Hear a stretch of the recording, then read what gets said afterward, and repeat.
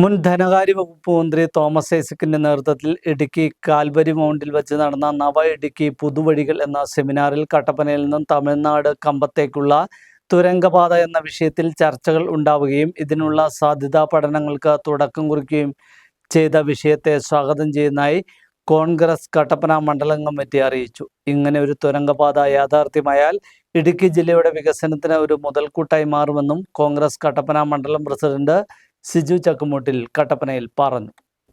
കട്ടപ്പനയിൽ നിന്നും തമിഴ്നാട് കമ്പത്തേക്ക് ഒരു തുരങ്കം നിർമ്മിക്കണമെന്ന ആവശ്യത്തിന് വീണ്ടും സ്വപ്നം നൽകിയിരിക്കുകയാണ്. ഇന്നലെ കാൽവരിമൗണ്ടിൽ നടന്ന വികസന സെമിനാർ, പ്രത്യേകിച്ച് മുൻ ധനകാര്യ വകുപ്പ് മന്ത്രിയായ ഡോക്ടർ തോമസ് ഐസക്കിൻ്റെ സാന്നിധ്യം നടന്ന ആ സമ്മേളനത്തിൽ ഇടുക്കിയിൽ നിന്നും കമ്പത്തേക്ക് കട്ടപ്പന പാറക്കടവിൽ നിന്നും കമ്പത്തേക്കുള്ള തുരങ്കം പാതയെ സംബന്ധിച്ച് ചർച്ചകളുണ്ടാകുകയും അതൊരു സാധ്യതാ പഠനത്തിന് തുടക്കം കുറിക്കുന്നുവെന്ന് ഇന്നലെ ആ മീറ്റിംഗിൽ വെച്ച് പറഞ്ഞിരിക്കുകയാണ്. ഗ്രീൻ വാലി ടൂറിസം ക്ലബ്ബാണ് ഇതിനാവശ്യമായിട്ടുള്ള പ്രമോഷൻ നൽകിക്കൊണ്ടിരിക്കുന്നത്.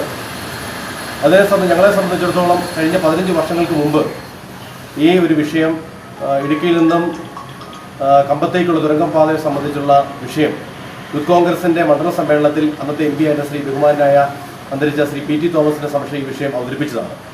അപ്പോൾ അതേ സംബന്ധിച്ച് അനുകൂലമായും പ്രതികൂലമായിട്ടെല്ലാം തന്നെ പ്രതികരണങ്ങളുണ്ടായി. അപ്പോൾ ഞങ്ങൾ അന്നും പറഞ്ഞു, ഇതെന്ന് പറയുന്നത് നമ്മുടെ ഡോക്ടർ APJ അബ്ദുൽ കലാമിൻ്റെ ചിന്തകൾ പോലെ സ്വപ്നങ്ങൾ കാണുക, ആ സ്വപ്നങ്ങൾ പൂവണിയുമെന്നുള്ള ചിന്തയാണ് ഞങ്ങൾ അന്ന് പങ്കുവച്ചത്. പക്ഷേ ഇന്നിപ്പോൾ അത് സാധ്യതാ പഠനത്തിലേക്ക് എത്തിയിരിക്കുന്നത് വലിയ കാര്യമായ ഒരു വലിയ മുന്നേറ്റം ഇടുക്കിക്ക് ഉണ്ടാക്കാൻ സാധ്യതയുള്ള കാര്യമാണ്.